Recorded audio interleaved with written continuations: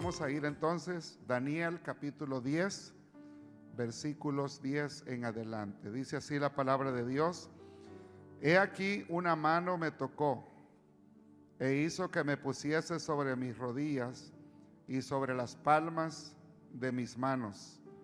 Y me dijo: Daniel, varón muy amado, está atento a las palabras que te hablaré y ponte en pie, porque a ti he sido enviado ahora. Mientras hablaba esto conmigo, me puse en pie temblando. Entonces me dijo: Daniel, no temas, porque desde el primer día que dispusiste tu corazón a entender y a humillarte en la presencia de tu Dios, fueron oídas tus palabras. A causa de tus palabras yo he venido. O sea, note bien, desde el primer día que Daniel comenzó a orar, su oración llegó hasta la presencia de Dios. Pero habían pasado 21 días y la respuesta no venía. Mas el príncipe, y esta es la razón, mas el príncipe del reino de Persia se me opuso durante 21 días.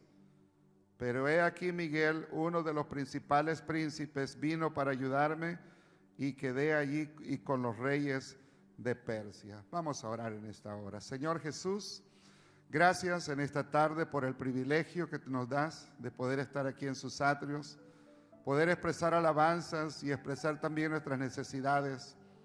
Pero a la vez, oh Dios, gracias por su palabra. Le pido que me dé la gracia y la sabiduría para compartir esta enseñanza en el nombre de Jesús. Amén. Pueden sentarse, hermanos. Como estamos en el mes de ayuno y oración, quiero hablarles sobre el tema los obstáculos de la oración. En esta tarde quiero hablarles por lo menos de 2 o 3 obstáculos que nosotros podemos encontrar cuando nosotros estamos orando. Ahora, estos consejos que yo quiero compartir a ustedes, hermanos, nos pueden ayudar a vencer esos obstáculos, porque a veces pensamos nosotros que el orar es simplemente el elevar una oración, pero cuando uno ora con fe, uno ora esperando recibir una respuesta, ¿sí o no? ¿Verdad que usted ora pero espera recibir? O sea, no podemos hacer de la oración algo rutinario. No podemos hacer de la oración, bueno, voy a orar: Padre nuestro que estás en los cielos, santificado sea tu nombre, venga tu reino, hágase tu voluntad aquí en la tierra como en el cielo. No podemos orar simplemente de esa manera. Tenemos que orar con fe, porque estamos pidiendo a un Dios que se ha comprometido a contestar cada una de nuestras peticiones. Dios así lo dice en su palabra. Entonces Dios se ha comprometido a contestar todas nuestras peticiones. Jeremías 33:3. ¿Cuántos saben esa escritura? ¿Qué dice esa escritura? Clama a mí y yo te responderé. Entonces clama a mí. ¿Y qué dice el Señor? Y yo te responderé y te mostraré o te enseñaré cosas grandes que tú no conoces. Jeremías 33:3. Memorices esa escritura.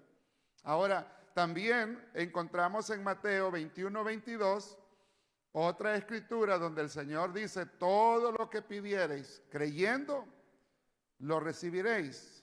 Todo lo que pidiereis creyendo, lo recibiremos.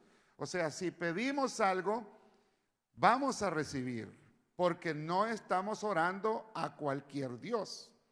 No estamos orando a un ídolo. Estamos orando al Dios Todopoderoso. Entonces venimos delante de Él y exponemos nuestras necesidades. ¿Qué dice San Juan 15:7? San Juan 15:7 es un versículo muy clave e importante que todos debemos de memorizarlo. Si permanecéis en mí, dice el Señor, y mis palabras permanecen en vosotros, pidan todo lo que quieran y les será concedido. Pidan todo lo que quieran. Entonces, hermanos, tenemos que entender esto, que Dios se ha comprometido en su palabra, que si nosotros le pedimos, Él va a responder. Él va a responder. Ahora, lo importante es saber que hay ciertos obstáculos Hay ciertas cosas que pueden impedir o que bien que nuestra oración llegue a su presencia o que la respuesta de Dios llegue a nuestras vidas. Entonces, eso es algo bien importante de conocer, de aprender, hermanos, a través de la palabra de Dios. Es decir, usted viene, usted levanta sus manos y usted le pide: Señor, traigo esta necesidad, traigo esta carga, traigo este problema. Yo quiero que tú me ayudes.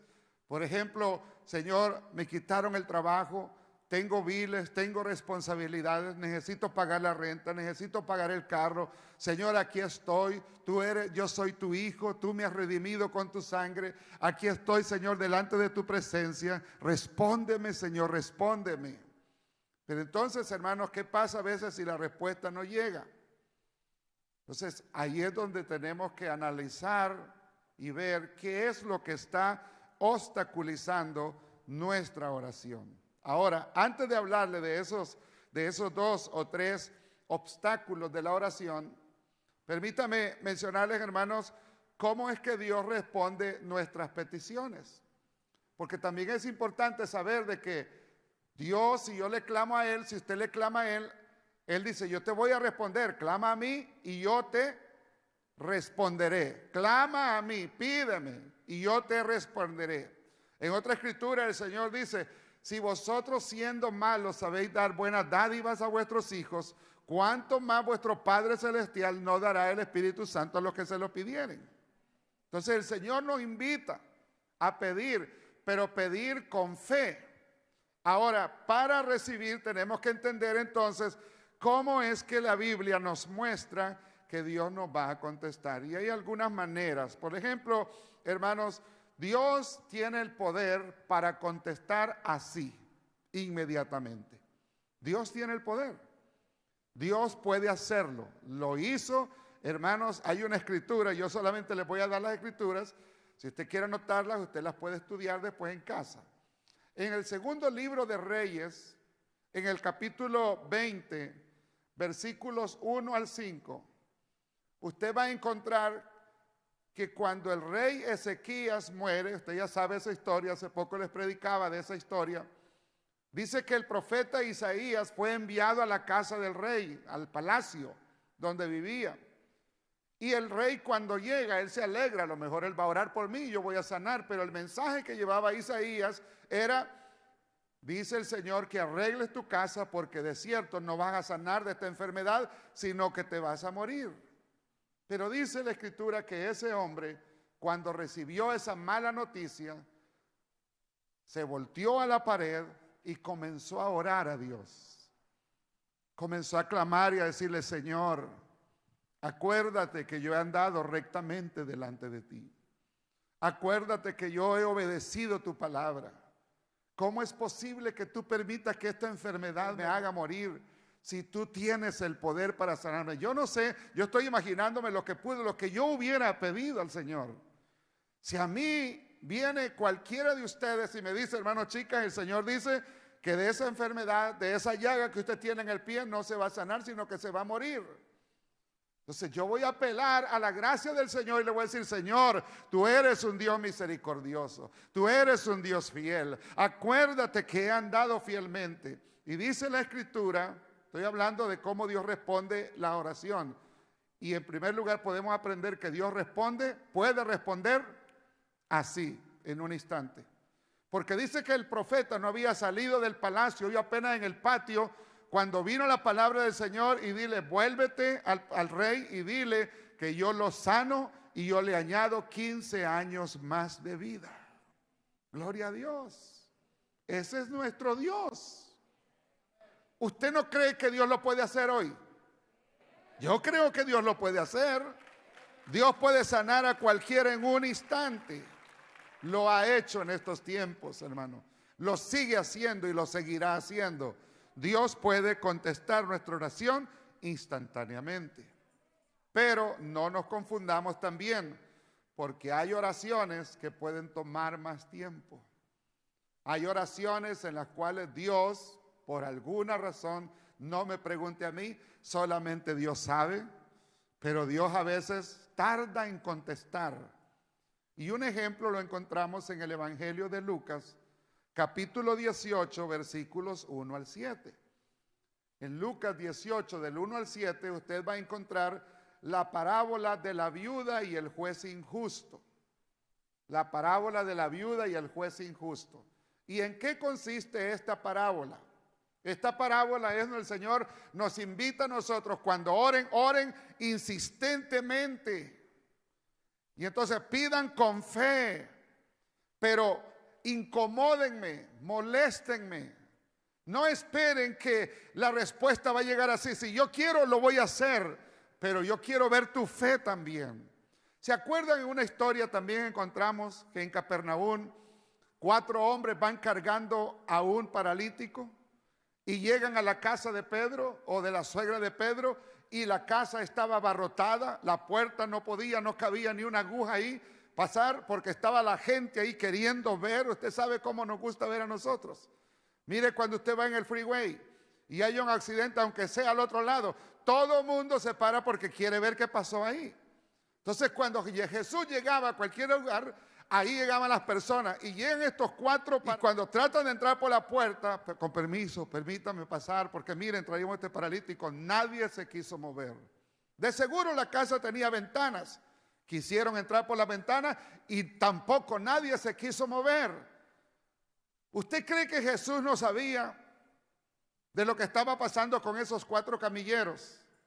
Pero entonces, ¿qué hacen estos 4 camilleros? Se suben al techo y comienzan a romper. Y no piensen que los techos eran como las casas de nosotros, que había que quitar unas tejas y unos barrotes y bajaban. No, los techos allá eran de unos barrotes gruesos que estaban embarrados, que había una capa de barro para que el agua corriera. Ellos comienzan a escarbar ahí, a quitar aquellas vigas grandes, pedazos de tierra caen. Jesús está enseñando, pero cuando bajan a aquella persona, Jesús instantáneamente lo sanó. Y no solamente lo sanó, sino que primero le perdonó sus pecados. Jesús quiere ver en nosotros qué tanta es nuestra fe. Cuando usted le pida: Señor, ya oré, ya ayuné por este trabajo, ya oré, ya ayuné para que Dios me quite este dolor, pues el Señor dice: incomódame. Y lo presenta con esta parábola de la viuda y el juez injusto. Cuando él dice: había una viuda y había un juez que no temía a Dios ni respetaba a hombre alguno, pero esta mujer todos los días, dice, llegaba y se paraba delante de él, averiguaba por qué esquina iba a pasar el juez, y ella se paraba ahí: Señor juez, hágame justicia de mi adversario. El juez la ignoraba. Corría para la otra esquina y se paraba: Señor juez, hágame justicia de mi adversario. Y dice que un día, después de muchos días, el juez dijo: aunque ni temo a Dios ni respeto a hombre alguno, porque esta viuda me es incómoda, me es molestia, le voy a dar lo que ella quiere. ¿Cuál es la enseñanza para nosotros? Es que cuando no le responda, usted comience a llorar como un niño cuando quiere la pacha. Comience a llorar como un niño cuando quiere la tetera. ¿Qué hace el niño cuando tiene hambre y no le dan? Comienza a llorar.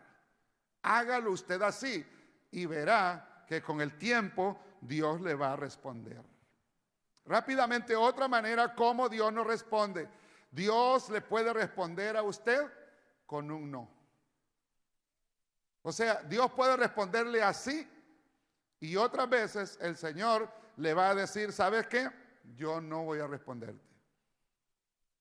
¿Por qué lo hace el Señor? Él tiene ciertas razones. Segunda de Corintios, capítulo 12, versículos 7 al 9. Pablo era un hombre con un ministerio tan poderoso que él oraba por los enfermos y eran sanos. Sus delantares, sus sacos se los llevaban a los enfermos y los enfermos eran sanos. Pero Pablo dice ahí que él tenía un aguijón en la carne, una enfermedad. Algunos dicen que era una enfermedad en los ojos, que tipo de alergia, que se le inflamaban, y literalmente el rostro del apóstol Pablo, cuando se enfermaba de eso, se desfiguraba. Imagínense ese hombre de Dios. Tener que pararse enfrente de una multitud, de una congregación, a hablar del Dios vivo, del Dios todopoderoso, con los ojos inflamados. Imagínense al apóstol Pablo orar por los enfermos y ellos irse sanos a la casa y él con una enfermedad en su cuerpo. Pero dice el apóstol Pablo que 3 veces le oró a Dios. Y 3 veces el Señor le dijo, y esta es la respuesta para cuando Dios dice no: bástate mi gracia, porque mi poder se perfecciona en tu debilidad. ¿Por qué no me sana, Señor? Porque te estoy perfeccionando. Más después el apóstol dijo, para que la magnitud de las revelaciones no me exaltaran, no me llenaran de orgullo y yo me considerara más que los demás, el Señor permitió un aguijón en mi carne. El Señor permitió una piedra en el zapato. Cuando Dios lo comience a usar a usted y cuando Dios comience a hacer cosas grandes en usted, de repente, si el Señor conoce nuestros corazones y si sabe que eso va a ser de tropiezo para usted, lo va a tener. Si Él sabe que el dinero para usted lo va a echar a perder, entonces dice: aunque llores, no te voy a dar el dinero que tú pides. Si Él sabe que tener un buen trabajo donde usted va a ganar 30, 40 dólares la hora lo va a alejar de Él, Él le va a decir: te voy a mantener con 8 dólares la hora. Te voy a mantener ahí, porque yo sé que si te doy, yo puedo dártelo, pero si te lo doy, te vas a echar a perder. Entonces, cuando Dios dice no, es porque hay una finalidad. Otras veces Él puede contestar más allá de nuestras expectativas, hermanos. Cuando el Señor dice en Jeremías 33:3, clama a mí que yo te responderé y te enseñaré cosas grandes y ocultas que tú no conoces. Hay cosas que usted le va a pedir a Dios y le va a decir: Señor, mire mi carrito, ya está dañado, ya tira aceite, Señor, ¿cuándo me vas a dar un carro? Y usted le clama a Dios y de repente el Señor dice: bueno, tú eres fiel, me amas con todo tu corazón, te esfuerzas, te voy a dar un carro 2020. Y después dicen: wow, yo no me esperaba andar en este carro. Pero el Señor es bueno. Nos va a dar mucho más de lo que nosotros pedimos a veces. Yo no sé si a alguno de ustedes le ha pasado por lo menos una vez. A mí me ha pasado muchas veces. Me ha pasado muchas veces. Dios me ha dado más de lo que yo le he pedido, porque nuestro Dios es un Dios de abundancias.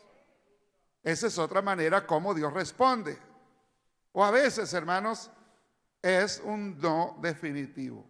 Simplemente Dios se resiste a contestar. Con mi esposa hemos orado por hermanos, les hemos pedido. Yo personalmente he orado por hermanos y le he dicho: Señor, no te lleves a tal hermana, no te lleves a tal hermano. Y los hermanos se los lleva el Señor. ¿Por qué lo hace?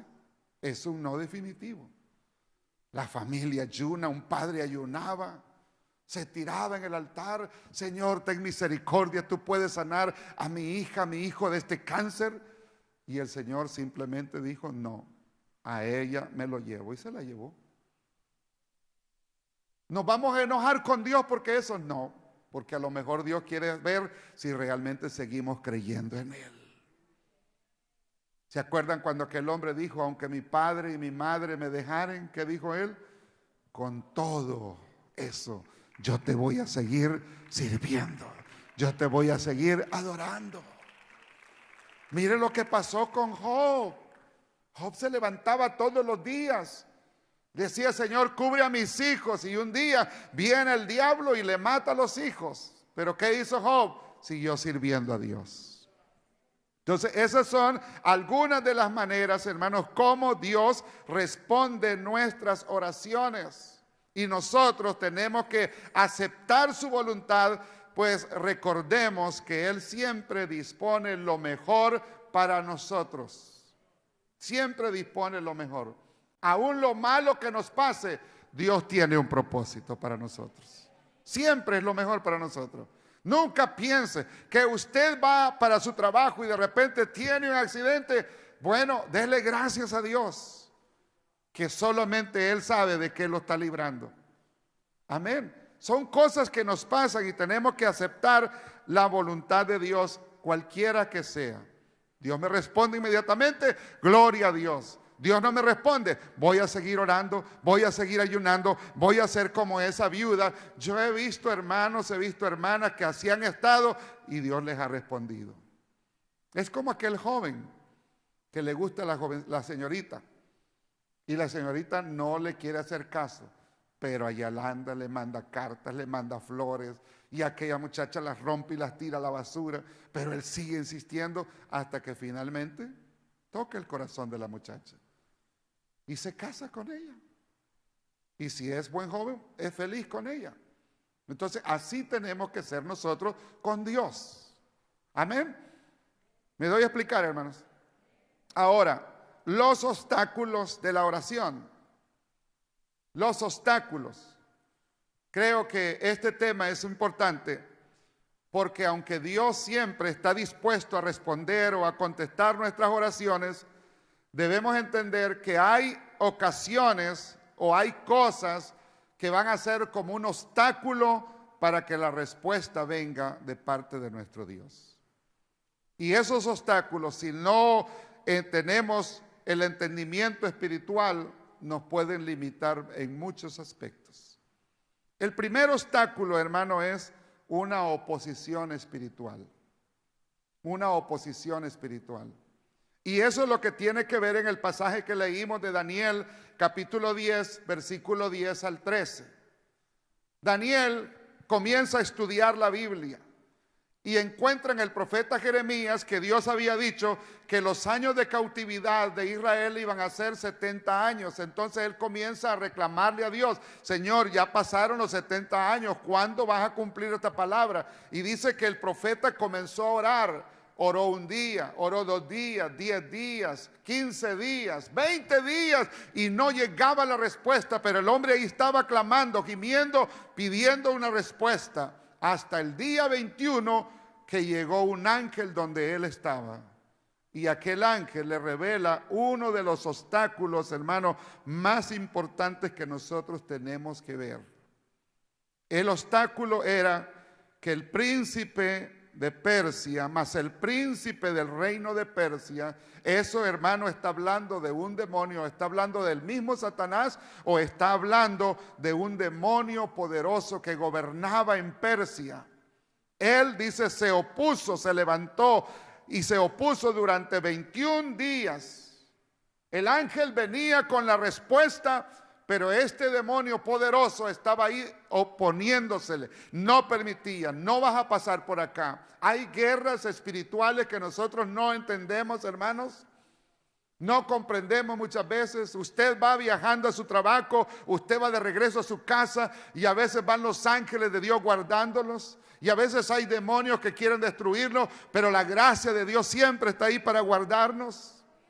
¿Cuántas veces no han habido ladrones que se han querido meter a su casa cuando usted ha estado sola, hermana, y un ángel ha estado ahí guardándolo? No nos damos cuenta de eso, pero cuando lleguemos delante de su presencia nos vamos a dar cuenta de esos hechos poderosos. Ahora, en Efesios capítulo 6, versículo 12, Efesios capítulo 6, versículo 12, el apóstol Pablo habla de la armadura espiritual que nosotros necesitamos vestirnos. Y él dice ahí en Efesios capítulo 6, versículo 12, que no tenemos lucha contra carne ni sangre. Mire bien, Efesios 6, 12, porque no tenemos lucha contra sangre y carne, sino contra ¿qué? Contra principados, contra potestades, contra los gobernadores de las tinieblas de este siglo, y note bien, dice, contra huestes espirituales de maldad, ¿en dónde? En las regiones celestes. El diablo tiene un ejército bien estructurado y bien organizado. Bien estructurado y bien organizado. Y hay en los aires demonios que gobiernan en los aires. La Biblia habla de 4 ángeles que son los que controlan los vientos de la tierra. A veces miramos todas las cosas, pero todo está controlado por Dios. Recordemos y nunca se nos olvide que servimos a un Dios que es soberano. Y nada pasa si Él no lo permite. Y cuando pasa es porque hay un propósito divino en ello. Entonces, este ángel venía con la respuesta para Daniel. Pero había un demonio poderoso que se le oponía. No piense que usted es menos que Daniel, porque usted también es muy amado como Daniel. Y no piense que solamente porque Daniel estaba pidiendo por su pueblo Israel, este demonio se interpuso. ¿Cuántas oraciones nuestras no han sido interpuestas por demonios? Cuando usted ha orado por su hija, por su hijo. Cuando usted está peleando una batalla y usted se ha sentido solo, sola, porque nadie ha estado con usted para animarla, para alentarla, y se siente, nadie está conmigo. ¿Sabe por qué muchas veces pasa eso? Porque hay fuerzas, huestes espirituales de maldad que están oponiéndose para que la respuesta llegue. Ahora, va a tardar, pero la respuesta va a llegar. Lo que estoy diciendo es que hay obstáculos, y cuando usted ore, recuerde la oración de Mateo, del Padre Nuestro, que el Señor dice, no nos metan en tentación, y luego dice, mas líbranos del mal. Y una de las oraciones nuestras es, Señor, cuando usted esté pidiendo por algo y no vea la respuesta, Señor, si hay un espíritu maligno que se está interponiendo entre mi oración y tu respuesta, yo pido, yo clamo, yo gimo, yo le pido, Señor, que usted mueva los mismos cielos, pero quite todo obstáculo para que la respuesta venga a mi vida. Necesito esa respuesta. Necesitamos orar de esa manera. No sé si me estoy dando a explicar esta tarde. Pero hermanos, cuando usted ora de esa manera, algo va a suceder en los aires. Usted no lo va a ver, pero de que va a suceder, va a suceder. Daniel estaba orando hasta que vino otro príncipe más mayor, más fuerte, más poderoso, que él le dijo al príncipe de Persia, estate quieto, yo me encargo, tú vete con Daniel y yo me encargo de esto. O sea, ese es el Dios nuestro. Lo importante es que nosotros comprendamos, hermanos, que hay una guerra espiritual alrededor de nosotros. Y usted tiene que estar preparado para eso. Hoy en este tiempo la iglesia está en guerra. Amén. Es una guerra espiritual aguerrida contra la iglesia. Ese es el primer obstáculo, una oposición espiritual. Otro obstáculo es, hermanos, el creerse demasiado espiritual al punto de menospreciar al hermano o a la hermana. Cuando usted se cree, una persona se cree demasiado espiritual. En Lucas capítulo 18, versículo 9 al 14, el Señor habla acá de la parábola del fariseo y el publicano. Quiero que lo leamos, hermanos, y aquí vamos a quedarnos en este punto porque quiero explicárselo. El peligro de la autojustificación. De la autojustificación, cuando nos creemos demasiados puros, demasiados santos, que comenzamos a menospreciar a los demás. Lucas 18:9, ¿lo tienen? A unos que confiaban, mire, a unos que confiaban en sí mismos como justos. Señor, yo no falto a ningún culto. Yo doy todas las semanas, Señor, yo doy mis diezmos. Yo estoy anotado en toda la cadena de oración, ayuno y oración. Señor, yo soy el que primero estoy ahí en la puerta de la iglesia. Y eso era lo que hacía este hombre. 2 hombres, dice, subieron al templo a orar. Uno era fariseo y el otro era publicano.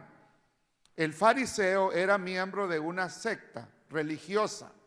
Juntamente con los saduceos y los esenios, eran las 3 sectas que se consideraban separadas, pero de la más celosa eran los fariseos. ¿Recuerdan cuando Pablo dice, yo era fariseo de fariseos? en mi manera, en mi justicia, yo aventajaba a todos los mismos compañeros. Era un hombre impecable. Guardaba la ley estrictamente. Los fariseos se vestían, hermanos, con una ropa espléndida. Se paraban y le hacían largas oraciones para que todos la vieran. Traían sus ropas bien, o sea, eran hombres que se consideraban puros. Y esa pureza se autojustificaban al punto de que decían: apártate tú, pecador, tú eres un vil pecador, yo soy un hombre justo. En cambio, los publicanos eran los cobradores de impuestos, hombres que habían vendido su alma al imperio romano. Y lógicamente nadie quiere a los del IRS, ¿verdad? Usted no los quiere tampoco.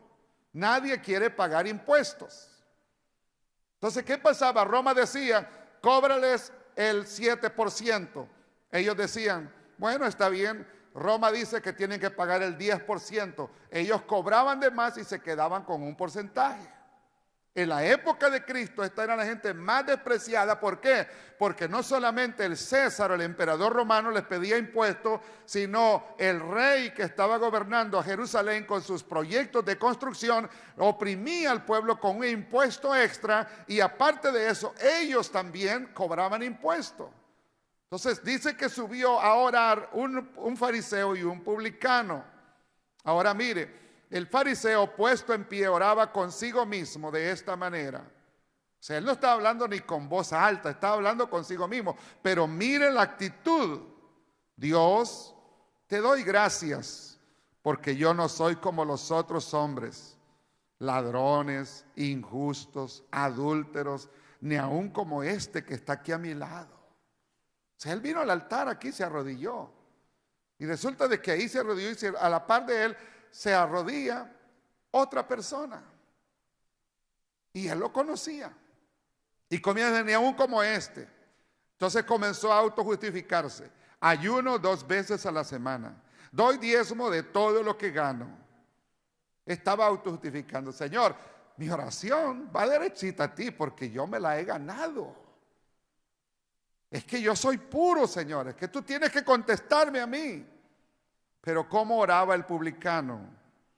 Mas el publicano, estando lejos, no quería ni aún alzar los ojos al cielo, sino que se golpeaba el pecho diciendo: Dios, sé propicio a mi pecador. Yo sé, Señor, soy vil, soy pecador, he robado al pueblo. No debería de hacerlo, Señor, pero ayúdame. El hombre estaba ahí arrepentido, pidiéndole perdón al Señor. El otro estaba justificándose a sí mismo. Ahora mire lo que dice el verso 14: os digo que este descendió, hablando del publicano, descendió a su casa justificado antes que el otro. O sea, Dios no escuchó al fariseo. ¿Por qué no lo escuchó? Porque se estaba autojustificando a sí mismo. Cuidado con volverse fariseo religiosamente. Hay algunas personas en la iglesia que se consideran más santos que otros. Y porque se consideran más santos que otros, piensan que la tienen hecha con Dios. Cuidado con el espíritu del fariseísmo. O sea, es mejor venir con un espíritu contrito y humillado, porque a ese jamás lo desprecia el Señor. Amén. Si usted viene con un espíritu contrito y humillado: Señor, tampoco tenemos que venir ahí arrastrándonos como que fuéramos una lombriz y decir: Señor, yo soy una lombriz, yo soy un renacuajo, yo soy una escoria. Tampoco puede venir usted delante del Señor así. Porque el Señor le va a decir: entonces, ¿quién eres tú? ¿Quién te crees tú? No se ponga al piso, pero sí reconozca sus faltas y dígale: Señor, yo sé que he pecado, yo sé que soy un faltoso, pero yo sé que tú eres un Dios grande en misericordia. Y yo sé que tú puedes escuchar mi oración y me vas a contestar esta petición. Me doy a explicar, hermanos. Me doy a explicar en esta noche. Entonces, ¿cuál es uno de los obstáculos? El primer obstáculo que les dije: la oposición espiritual.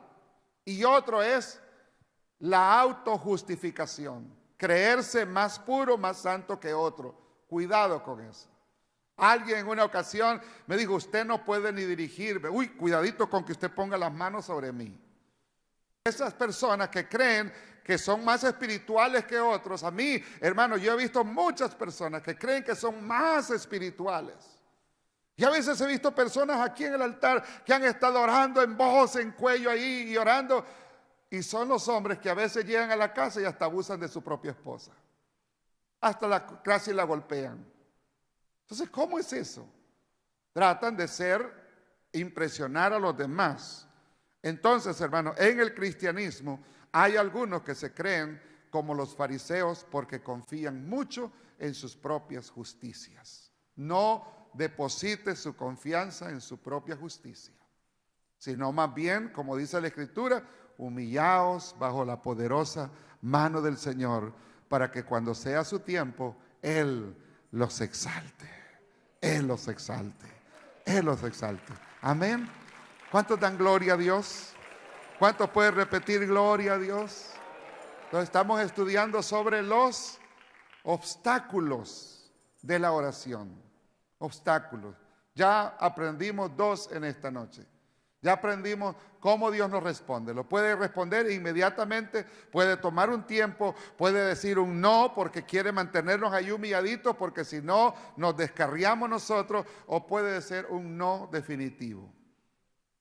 Y uno de los obstáculos es fuerzas espirituales en los aires que están impidiendo y que nosotros con nuestra oración tenemos que penetrar los mismos aires como lo hizo Daniel.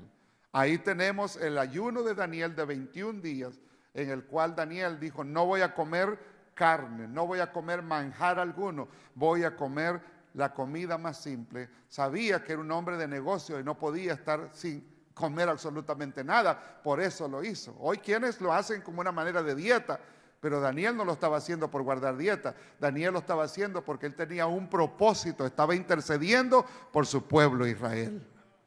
Y luego tenemos acá a este fariseo que se autojustificaba a sí mismo y decía, no Señor, tú me tienes que escuchar a mí, porque mira, yo soy fiel, yo diezmo, yo hago esto, yo hago lo otro, pero ese ni lo escuches.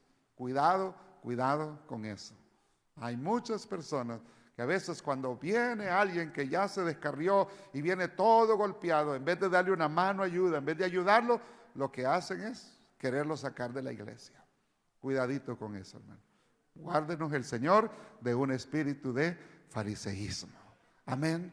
Gloria al Señor. Bueno, hasta aquí vamos a...